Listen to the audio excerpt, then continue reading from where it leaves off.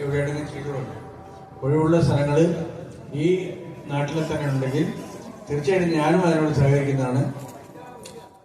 അതിന് ഞാനും തയ്യാറാണ്, അതിൻ്റെ കൂടെ. അപ്പൊ ഇവരോടൊക്കെ സംസാരിക്കണമെങ്കിൽ പറയാനൊക്കെ ഞാനുണ്ട് കൂടെ.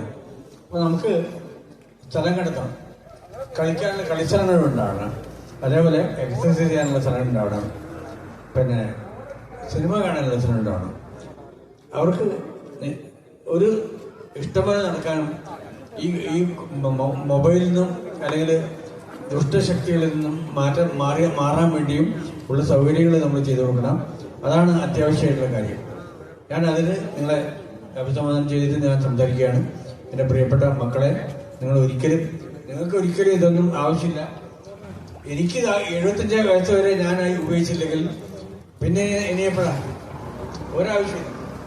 ഒരു ലഹരിയും ഒരു തരത്തിലുള്ള പുതിയതോ പഴയതായ ഒരു ലഹരിയും മനുഷ്യന് ആവശ്യമില്ല.